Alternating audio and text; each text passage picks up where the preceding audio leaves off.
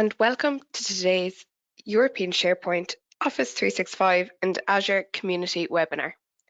My name is Laura and I'm delighted to be joined by Erwin van Hunen, who is an MCM and an MVP with Rencor in Sweden, who will present the topic PnP PowerShell, what you need to know.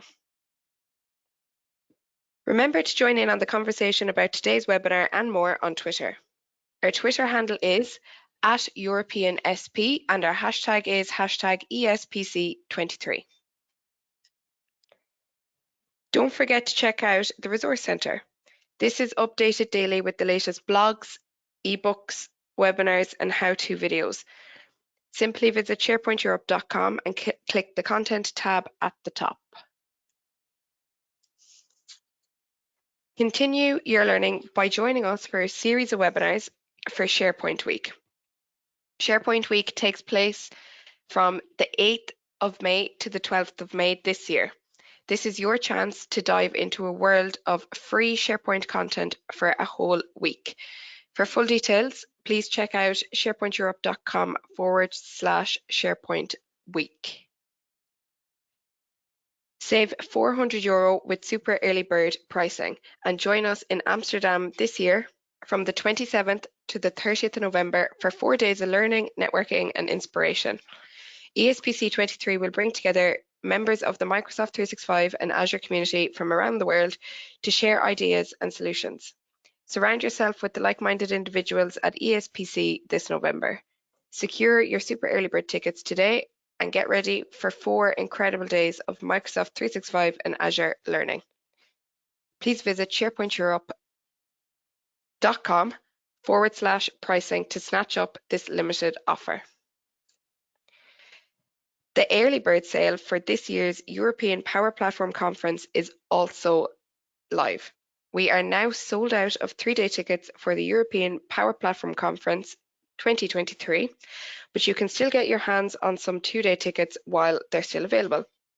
The European Power Platform Conference dives into Microsoft's Power Platform stack and provides a host of professional development opportunities, which includes 3 inspirational keynotes, 6 expert full-day tutorials, and over 85 specialist sessions delivered by a global Power Platform experts and Microsoft corporate and community leaders. You can gain expert insight and hear the latest innovations across Power Apps, Power BI, Power Automate, Power Virtual Agents, Power Pages, and Dynamics. So be sure to visit sharepointeurope.com/European Power Platform Conference pricing to grab your tickets while they're still available. So after the webinar, we will have a questions and answers session.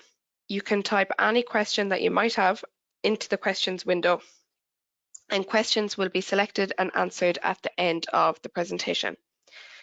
This webinar will also be recorded and added to the Resource Centre, where you will be notified by email when it is available.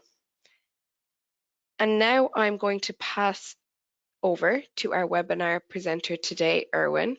Hello, Erwin. Good morning. Good morning, or wherever you're from, of course. I'm saying good morning, but it doesn't have to be morning where you're located. So I'm started to share my screen, and I need to turn on my webcam, or I want to turn on my webcam so you can all see me. And there we go.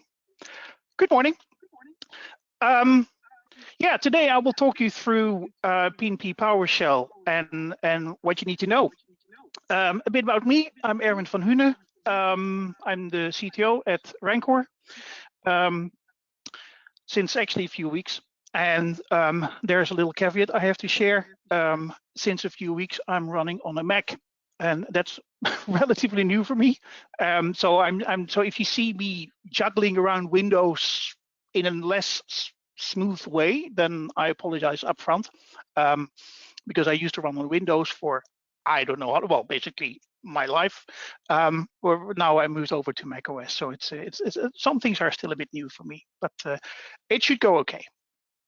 So PnP PowerShell, what you need to know, and what about? what is it all about, and what are things you might not know about PnP PowerShell. Let's start with that a bit. So I created PnP PowerShell in actually, I think effectively I started in 2013 already, but we did the first release in 2014. And I started with that out of frustration. I was a consultant here in Sweden, in Stockholm, and I was doing a lot of work for, obviously, customers, and they wanted little things changed in their SharePoint Online environment.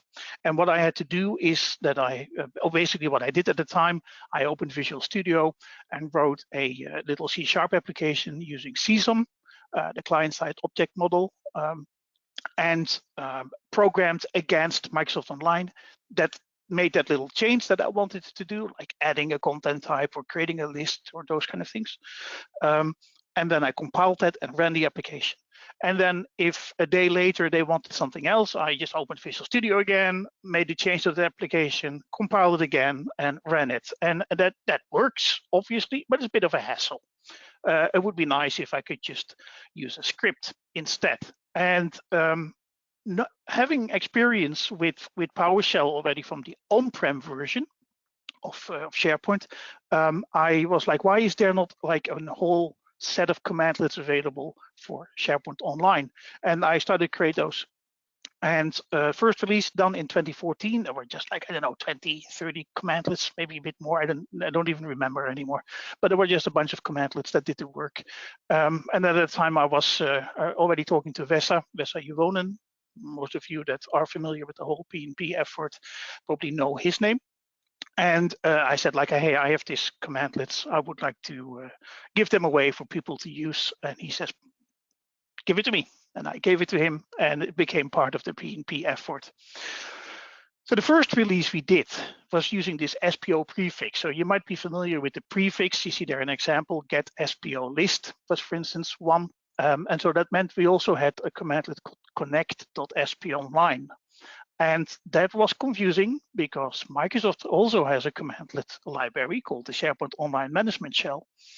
And that one has the same commandlet. And that was, that one had to connect SPO service, but they had similar get SPO site, for instance, and we had to get SPO site. So that was complex. And so after a while, we actually renamed the prefix to PnP. So for a while, we used both, and then we moved over fully to the PnP prefix. What I never have expected is how it would take off. It exploded, the use. So apparently there was a gap in the market for something like the PnP PowerShell, and especially when we, with the PnP effort, started to build this provisioning engine. That one was the sort of the killer feature that sort of put the PnP PowerShell on the market. And for many people, we noticed that provisioning means PnP PowerShell. For us that built this, it's actually two very different things, but for many people, it's like one. PnP provisioning engine is PnP PowerShell. As of today, it has been downloaded over 28 million times from the PowerShell gallery. This is what we know. Before that, we released PnP PowerShell through GitHub. So you had to download it from there. So those numbers, we don't know. We don't know the download numbers. But the moment we started to release it in the PowerShell gallery, over 28 million times, which is a scary number. So PnP PowerShell for PowerShell 6 and 7, we'll get to that a bit later. I built actually while having COVID in the hospital, being on oxygen, and I'm actually still to this day surprised that I managed to actually get something that compiled. I don't know. I don't know how I did that. It was weird. I was in this weird dream state, and but it compiled. So happy with that. Fortunately, it's not just me building it. Nowadays, we have been growing the team quite much, and we have 3 very competent people helping me on a daily basis. Here we have Gautam, we have Koen, and we have Veronica.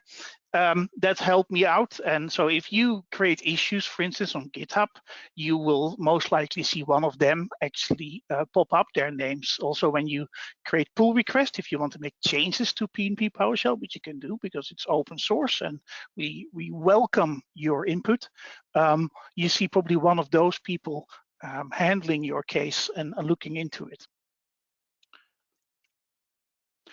So in November of 2019, we generated over 1.5 billion HTTP requests towards Microsoft 365, 1.5 billion requests in just November.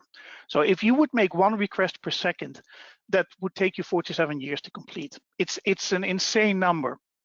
And this was November 2019. If we go forward to this September 2022, it's 22 billion requests, which is even more ridiculous.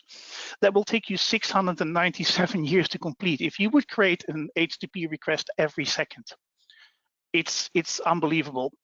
Yeah, it's everywhere, basically. PnP PowerShell is basically everywhere. And we see that, for instance, in people in the community that download it, but we see also vendors, companies commercially using PnP PowerShell, and they can.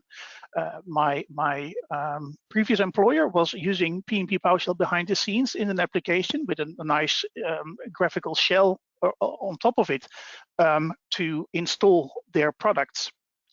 But behind the scenes, it was actually executing PowerShell scripts based on PnP PowerShell. And I know of other vendors that use the same approach. So 2015, this was approximately the set of commandlets. You see here still we have the SPO prefix. So this was approximately what we had in 2015, which I thought was quite impressive, quite a list, and allowed us to do quite some things already. If you go to 2017, you see already the slide, because I've been making these slides over the years, that these slides already become a bit more cramped. There's a bit more information on these slides, and we have over 200 commandlets. If we go to 2023, we have 672 commandlets. If you think that I know what every commandlet does, you're wrong, because I don't. It's impossible. Yes, a big bunch of those I've been writing myself, but the majority have been written by other people. I really do not know in detail what all these commandlets do, because the commandlets have, like, I don't know how many parameters and options and ways of working. It's impossible, given the size of the commandlets, the amount of commandlets, to know what they're all doing. It's a huge code base. Now, getting up and running, getting to install this library is very, very easy. It's just basically doing install module. So you open PowerShell, you say install module -name PnP PowerShell. That's all there is to it. What this will do is it will connect to the PowerShell gallery, and from the PowerShell gallery, it will download it to your machine and make it available. You will get a signed build. That means that we take a certificate and sign the files to make sure that if someone tampers with those files, you will not be able to run them. Many large organizations require you to use only signed software. So that's why we sign these main releases. If you are creating a bug report and we say we fixed it and it will be available tomorrow, if we say something like that, then what we mean is that it will be available in a nightly build. So every night we automatically create a version of PnP PowerShell that we publish to the PowerShell gallery. That one is not signed. The signing process requires a manual step from our side. The unsigned version, well, we don't have to sign it, so we can just release it. So that's the unsigned version are the nightly builds, and to get the latest nightly build, you do install module -name PnP PowerShell and then -allow pre-release, and you will get the latest nightly build. How does it work? How does the release process work for us? Well, we basically release an undefined number of nightly builds, because there is no standard that we say every month or every 30 releases. No, we don't work like that. We basically look at the usage, we look at the pain, where the biggest issues popping up, and then after a while, if we have been fixing them and there is no negative feedback coming on the nightly builds, we say, okay, now we were promoting the nightly builds to a major release, and we make a major release. And sometimes that goes even wrong too, and I can address that in the slide about this version. So PnP PowerShell 2.x is out, and it's actually our first release for PowerShell 2.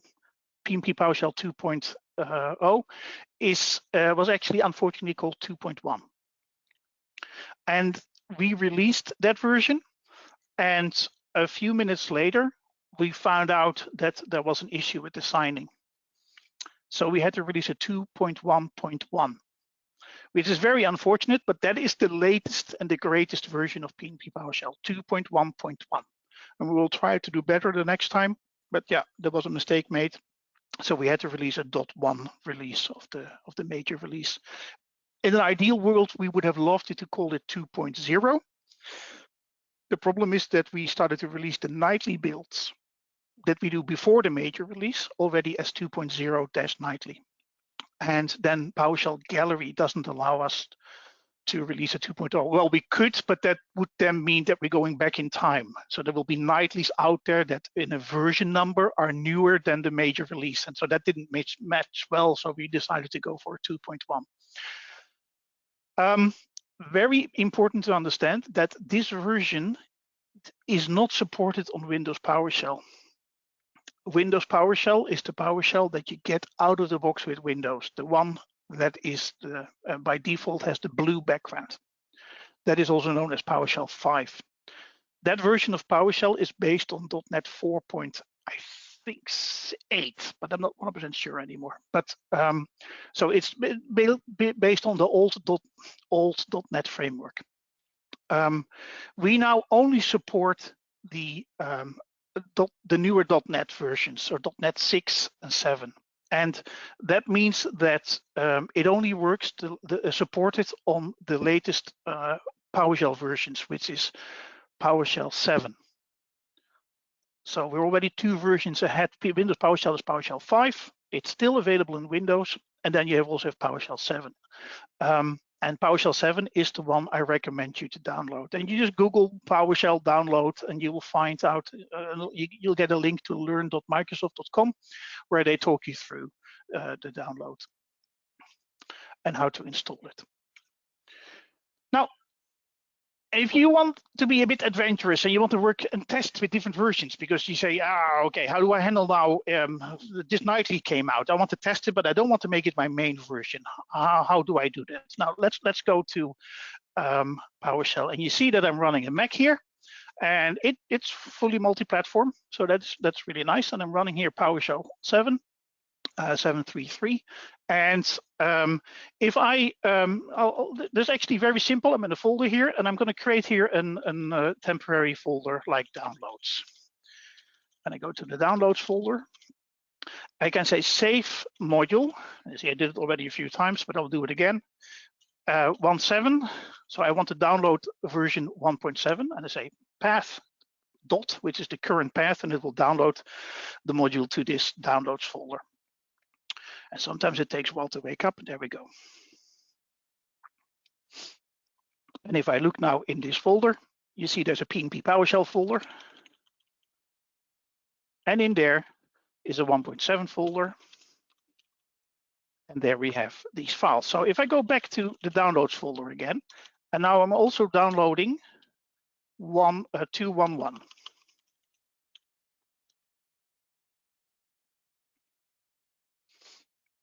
See, save module dash name. So instead of install module, I use save module, and then I say I want this specific version to download.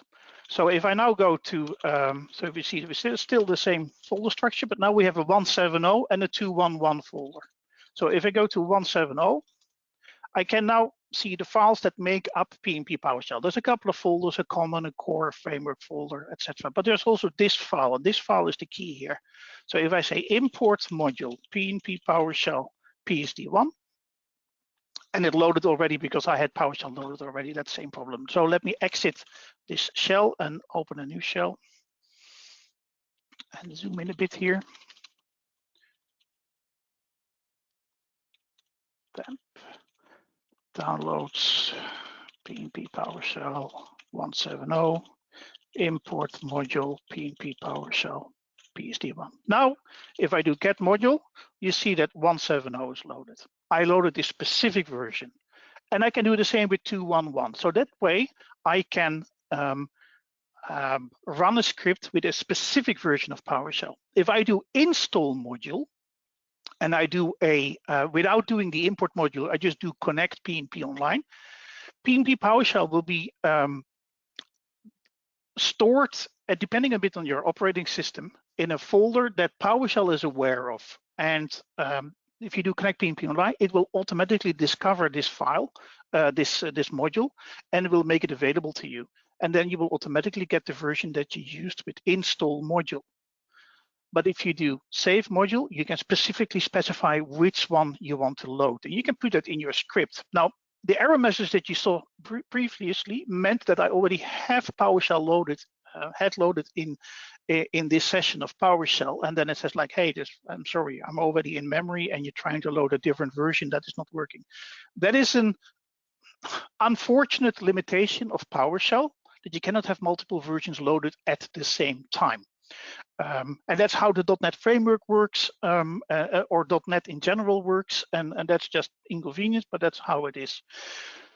There are tricks around that. It goes a bit too far to explain in this session how to actually do it, but the idea is that you launch a new thread or a new PowerShell session where you do the import, you run your code in there, you script in there, and then when it exits, then it comes back to your main session. So you jump out of the current PowerShell and load your module.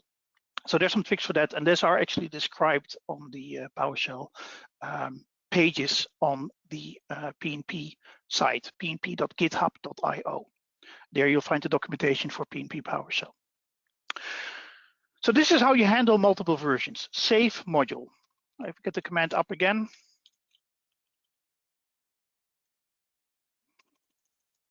And show you the commandlet. Again, there, save module with the reversion and then a path where it should go. That path is up to you to decide. I used a dot, which is the current path, but it can be any path on your machine. It doesn't matter.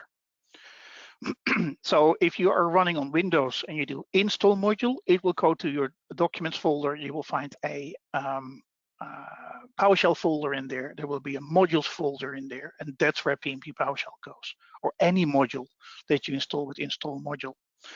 On a Linux or a Mac OS machine, it will go to your home folder, home directory, and then a .local, .share, .powershell, .modules folder.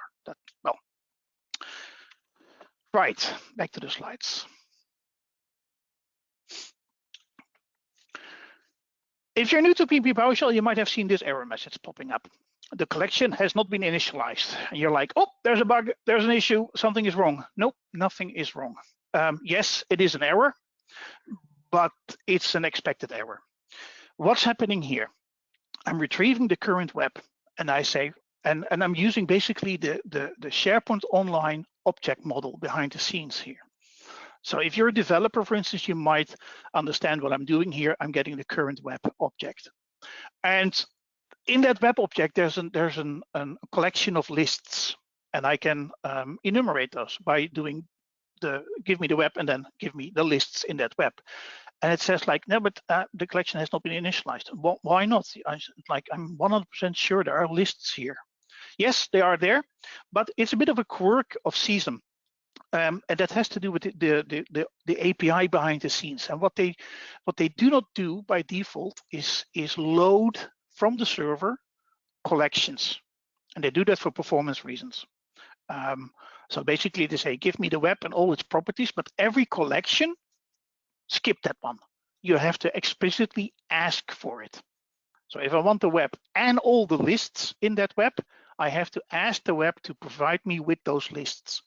And this is just saying, give me the web, and then from the object that I get back from that web, give me the list. And this is causing this error message. The way forward there to solve that is to say, get me the web and include the lists. If we would include everything, you'll get an enormous object, because you have to understand that a web contains lists, content types, fields, list items, etc., etc., etc. There's like thousands of things can be in there. So that's why we do not do that. You will have to tell it to explicitly retrieve what you want to retrieve. And to help you a bit there, if I go to the shell again here, and I say get PnP web includes, I can tap through all these things. There's a whole list. I mean, I can tap through them and you can say, okay, I want this, I want that, or whatever. So and you can separate that with commas. So you can say like this, for instance, give me the list and give me the features. So that's will help you a bit there.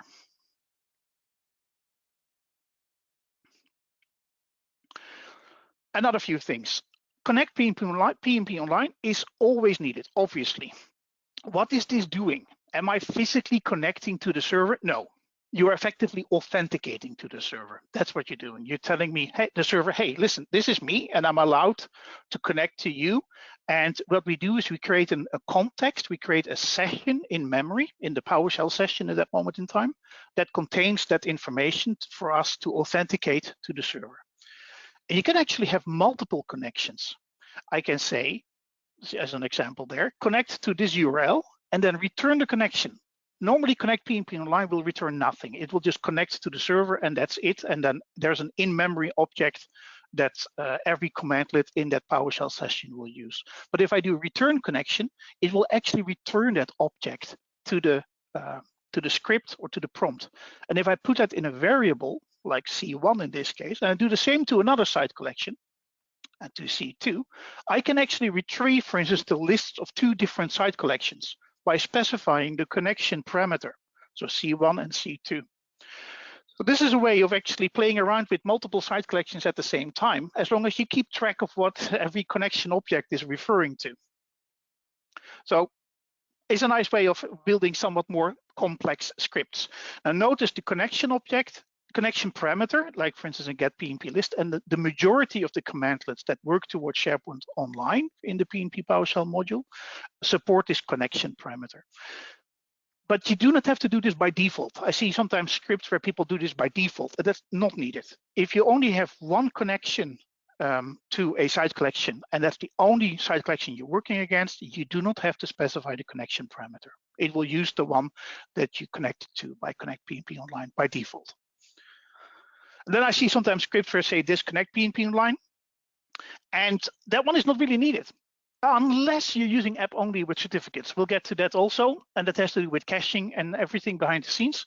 But you do not have to connect and then nicely disconnect. If you close your PowerShell, it's gone.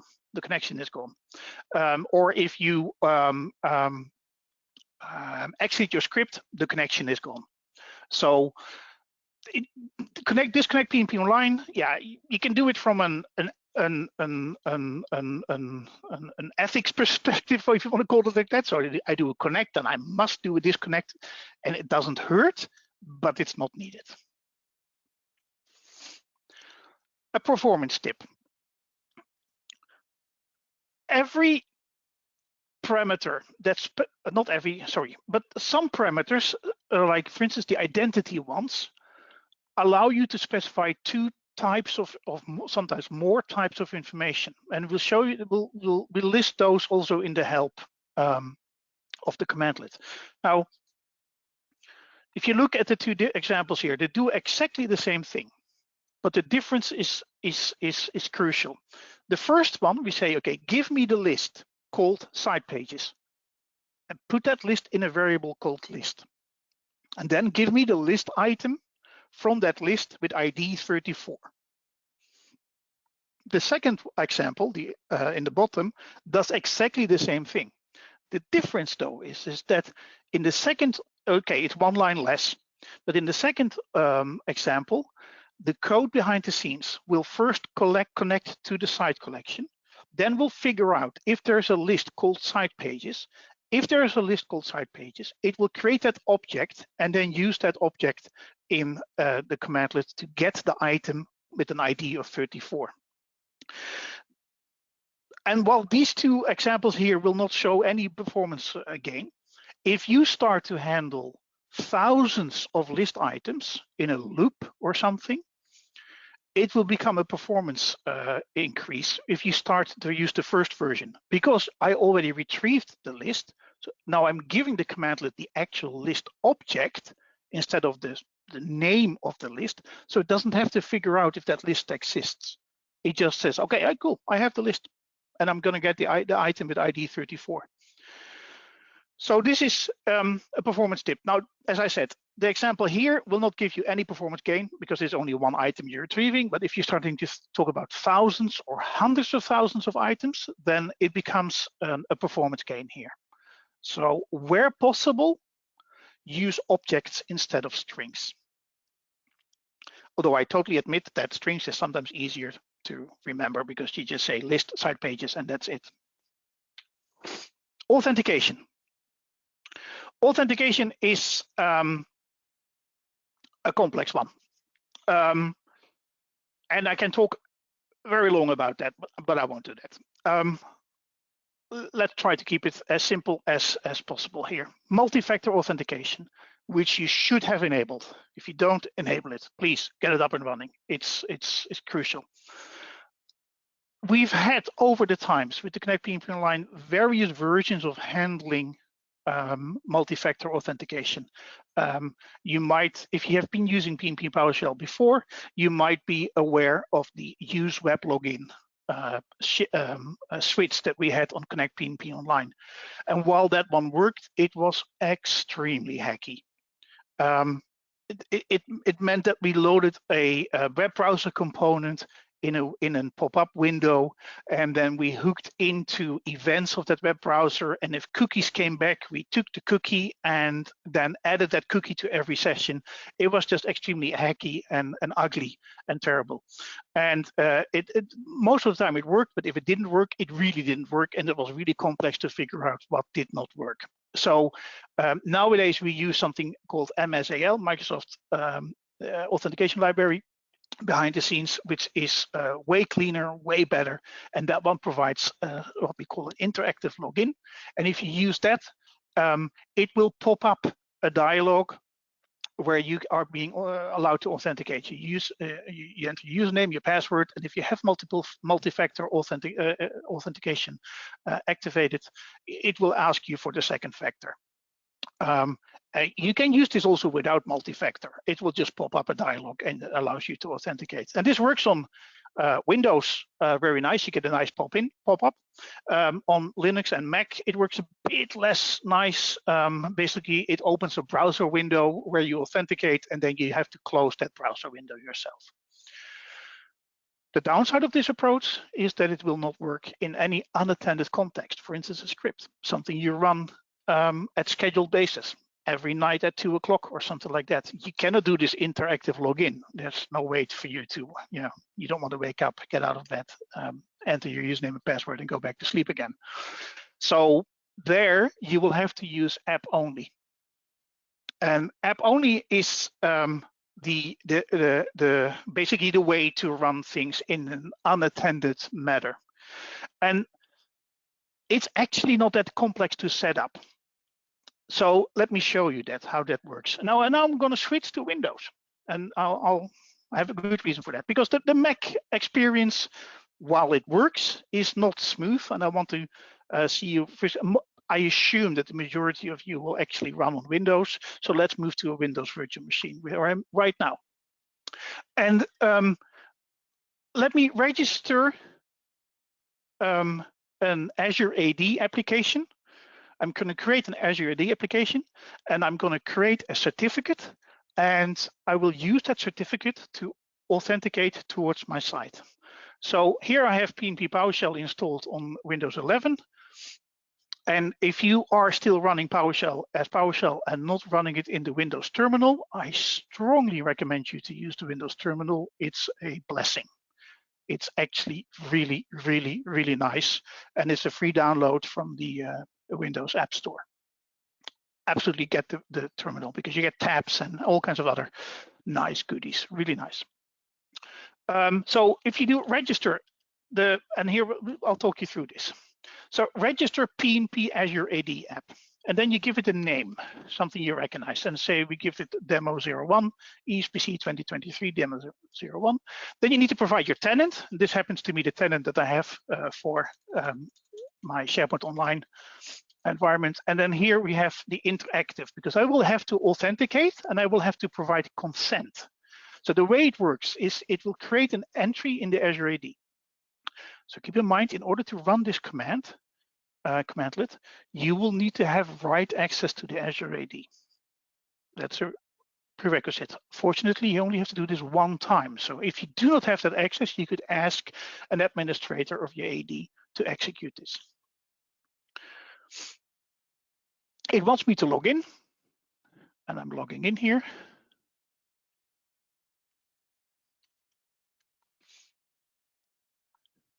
And I typed the wrong password.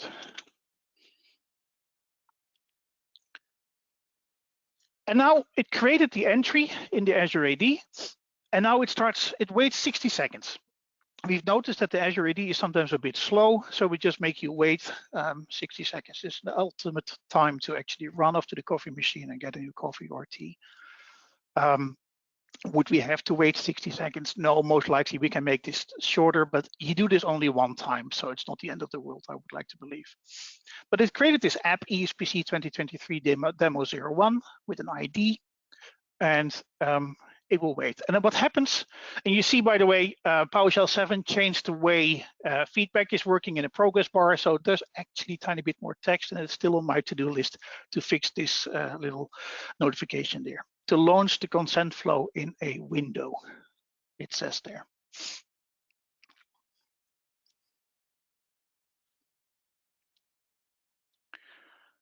And in due time, we're almost there. There we go, there's the window. I have to authenticate again.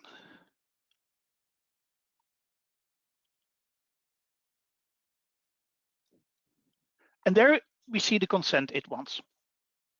So it wants to read and write all groups, all user profiles, sign in, you read user profile, full control of our site collections. Now, if you do this and you send this to or you're a SharePoint admin, you're like, what? Full control? Yeah, this is the default. You can check out the help for this commandlet, specify your own permissions, what you want to do on a graph and SharePoint level. But this is the default set that we request. So we click accept. And a lot of information shows up on the screen right now. But what is key here is the Azure App ID, or the client ID in this case, and this certificate file, the PFX file. These two, it created actually in the current folder, this ESPC 2023 demo 01 PFX file, and we have to use the client ID. So if I go down now to the prompt, I say connect PnP online. And I say to my site, which is that one. And I say client ID. And I copy this client ID, scroll up a gear.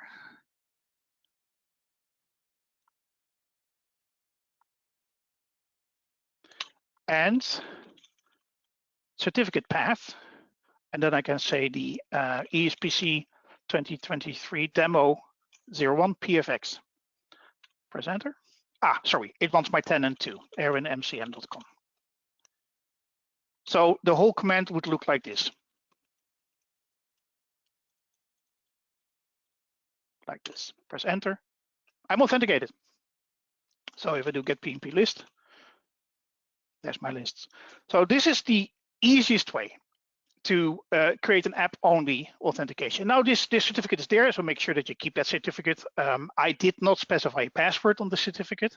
You can do that, maybe that's recommended, and keep that certificate safe, that PFX file, very important. The SUR file has been uploaded to the Azure AD tenant.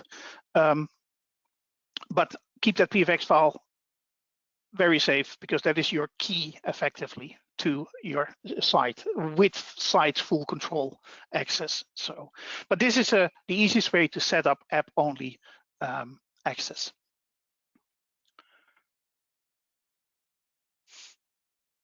Back to the slides. So in a nutshell again, register your application. specify the interactive prompt, so it will authenticate you nicely. You get a nice pop-up.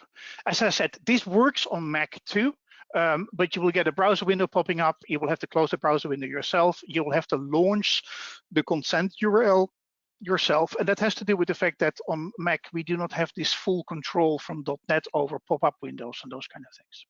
And then when you connect with Connect PnP Online, you specify the URL of the site collection you're connecting to, the client ID, the path to the certificate, and your tenant, and you're connected to your site. Very simple. If you want to revoke this access, you can at a later stage go to the Azure AD, go to Enterprise Applications, you will find this application that you created there and remove it. Now, if you run in Azure Functions and Azure Automation or runbooks, the best way to authenticate would be managed identity. This is a way more complex story. At this specific URL, we specify step by step what to do to set that up and use it. But then you are basically defining in your Azure AD a way to authenticate, and you tell your function to use that way to authenticate. It's a very nice and very elegant way of connecting or authenticating, but use this, you'll have to read the article for that. It's a very easy step-by-step things to do. Now, Azure Functions. Let's move to an Azure function and show you what it comes to Azure Functions. So here I have an Azure function. I created an Azure function, a PowerShell Azure function, and I created already before these certificates and the PFX file and the serve file. So what do you have to set up? So a blank function, there's a couple of things you have to do. First, you will have to upload that certificate. So if you go to bring your own certificates there, I can upload this file. And there's a thumbprint coming out. And this thumbprint is the key thing here that you need to copy. The thumbprint was, by the way, also shown when you created the certificate with Register AD app. So you create the Register AD app first. You run that first. Then you take the certificate, you upload it, you copy the thumbprint, and then you go to the configuration of your Azure function. And the last time I clicked here, it took a while to load too, and there we go. And you create an application setting called website load certificates. It has to be called like this, website _load _certificates. And in there, you put that thumbprint of your, as a value of that certificate that you uploaded. So at that moment, when the function is being running, it will automatically load that certificate and make it available. So that's the first step. Then, in order to use PnP PowerShell, you will have to go to App Files. And in the files here, you can select the requirements PSD1 file. And here you see by default, I think it's only the Azure, this one, and I marked that out because I don't want to use the Azure commandlets, or I want to use PnP PowerShell. So I create a new entry here, a new line, and you say PnP PowerShell, and then the version. And in this case, I'm loading 1.12.0. But you can actually put wildcards in here. So if I change this to 1.*, it will load basically the latest version. Is that recommended? Well, no, I would not do that. I think I would stick with a specific version because you know that version works, and you don't want to end up in an unknown situation where suddenly we really, what happened here? It jumped away from requirements.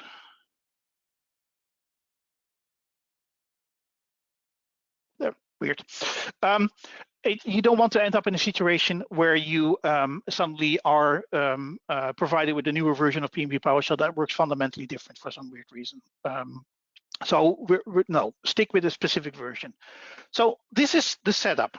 So what will happen now if you execute your function, Azure function, is that it will then figure out, oh, there's a dependency on PnP PowerShell. I will download PnP PowerShell in the current session and will make it available for you in your function. So if we go to the function itself and created an HTTP trigger function, and I go to code and test,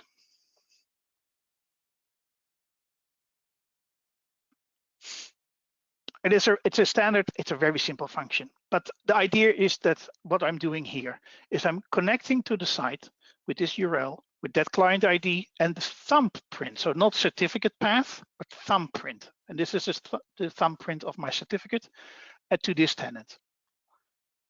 And then I say, okay, give me the current web and output the title of that web. Now, what I'm doing here is I put this one in a variable. This whole script I put in a variable, and then here I start a new thread job, basically starting a separate thread in memory where I execute that script and wait until it's done.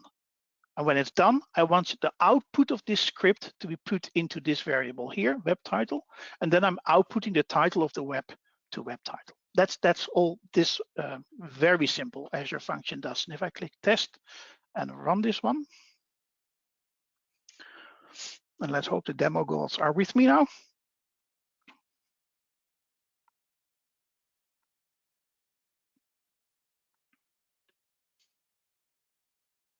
You see here now the title of the web is demo 1. So it executed correctly.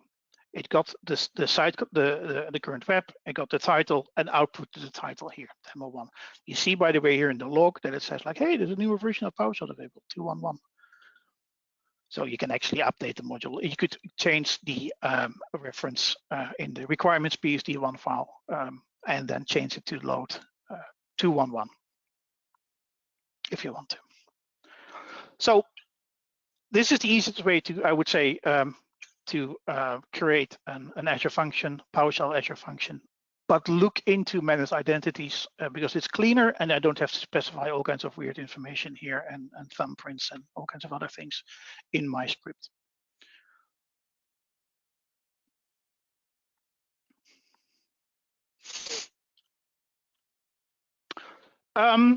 I'm looking at the time here. We have a few more minutes. Provisioning templates. Provisioning templates is a story in itself, but I want you to be aware of them. So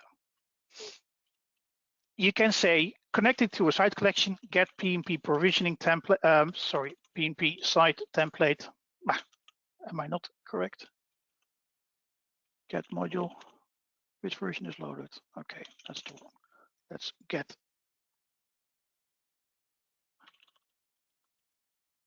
connect PnP online. Get module 213. So this is a nightly build here.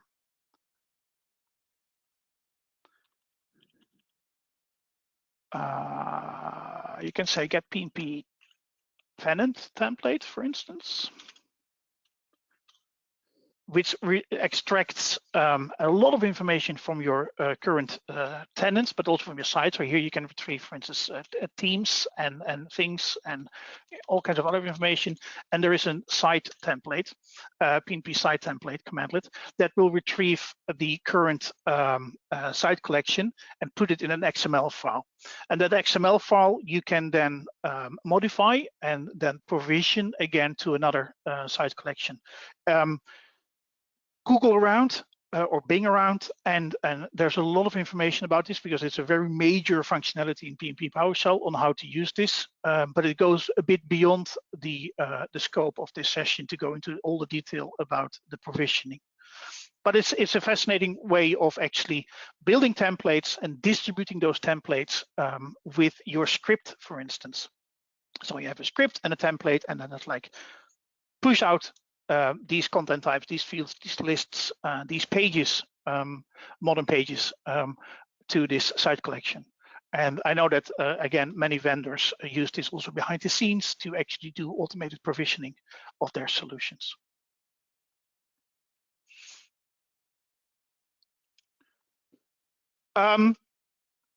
So these are the commandlets there. Invoke is to apply a template. Get PnP site template is to extract a template. We have an apply PnP tenant template and a get PnP template.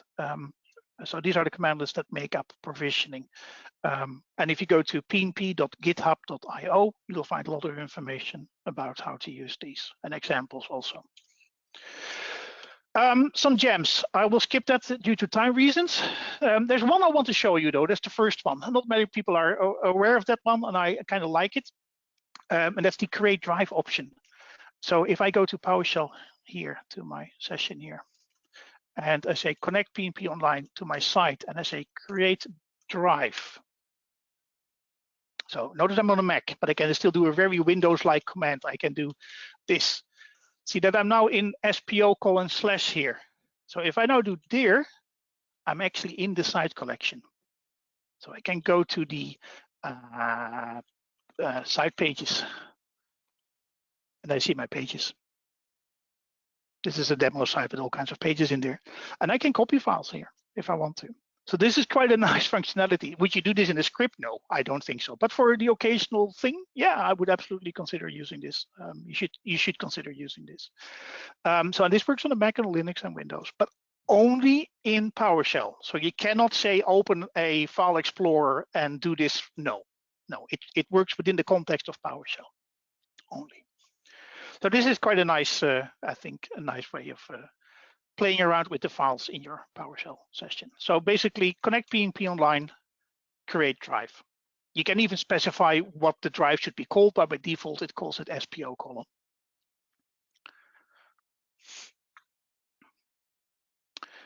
Then we have some recent commandlets that allow you to add ACEs, adaptive card extensions, to your Viva Connections dashboard. So add, get, remove, update. Again, interesting to check out. Allows you to programmatically add items to your dashboard there. And then we have a very nice generic way to execute Microsoft Graph calls. So if you're a developer or you're familiar with the Graph API, we will do all the plumbing behind the scenes for authentication, etc., etc., etc. You'll just say invoke PnP Graph method groups, and then with this URL that makes up the graph call, and you'll get the results back from that commandlet. And then the last thing, and I know we're running out of time, but this is, I think, a very important one, and I want to demo this also, batching. Batching is very magical if you see it at work. And we try to make it as simple as possible for you to use. Let me show you two scripts here.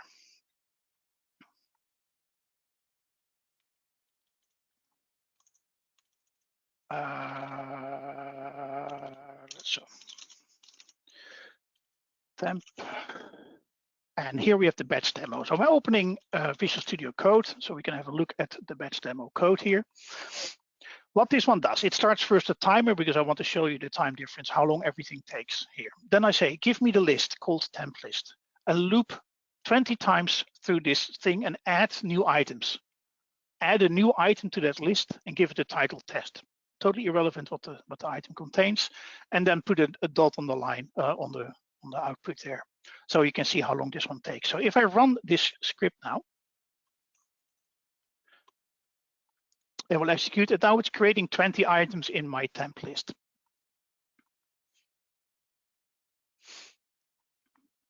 And this took 9 seconds. So it's acceptable. Now add 100,000 items. It will take its considerable time. Now, what I now will do is I will switch this to batching. So I create a new variable called batch, and that is the output of the new PnP batch commandlet. Then I mark out this line and unmark this one. It's the same with the addition of this parameter, batch. I say, okay, use the batch that you created here to create this item. And then when you're done doing this, invoke this batch. So I'm basically creating the items in a batch, and then I say, okay, send the whole batch to the server and execute it on the server. So if I save this and run this batch demo again, 2 seconds. And the effect is the same. It created the same items, and the difference is enormous. Now, there is some limitations to batching and how large the batch size can be. We will take care of all that work behind the scenes for you. So we will create potentially multiple batches. So if you have like 1,000 items, we will create multiple batches, each containing like 100 items, and we'll send those in blocks over to the server. So all the plumbing of the batching is done behind the scenes for you. You don't have to think about that. Not every commandlet supports batching. That would be very nice, but it has to do with the logic behind batching and what you can do. But this is a very nice way to create items in a very fast way. So you see here the commandlets on the slide. being add PnP list item, set, remove, publish, etc. So there's a bunch of command lists that support this, but not everything. This is the URL to follow, where you find all the information about PnP, the whole PnP effort. There you see Parker, our mascot. There is a pnp.github.io site. This is where you end up if you enter this URL. And you will find all information about all the monthly and weekly sessions that we're doing that are free to follow. You just join with Teams, put your microphone on mute and listen in, and you will see demos about all kinds of wonderful solutions and new information about like updates to the graph, to Power Apps, to SharePoint Online, etc., etc. And that was it for me today. I want to thank you for joining me. And you see this last slide. I'm not sure if that is relevant through this app. I assume not, because this was the slide from last year's ESPC in Copenhagen, which was amazing. Brilliant. Thank you, Erwin, for a great presentation and a great demo. So we will now get into the questions and answers part. So again, should you wish to ask a question, please feel free to do so now, and we will get to it at the end. So the first question in here, and I think you already might have answered this, but we'll answer it again for anyone who may not have been present. So someone is asking, is there a solution to PnP PowerShell properly on Mac? Yeah, well, you're looking at it. I'm running this on a Mac. So yeah, this is macOS Ventura, so it works on a Mac. I'm running iTerm here and with their PowerShell installed as my default shell, and yeah, it works. Great, thanks, Erwin. And someone else is just asking if this video will be available on demand, and the answer to that is yes, and you will be notified by email when it is available. So that is all the questions we have today. So we might just wrap it up there. So just on a final note, on behalf of the ESPC community, we would like to extend a big thank you again to you, Erwin, for taking the time today to carry out this webinar. We really do appreciate it. My pleasure. It was fun. And a good learning moment for me too, to use a different operating system. So it was totally new to me. So, but yeah, it worked. Brilliant. So that is the end of today's webinar. You can find this webinar and more at sharepointeurope.com/resource center. That is it for today, folks. Thanks again to all of you for joining us today. Take care, and we'll hope that you'll join us again for more learning. Bye for now. Goodbye.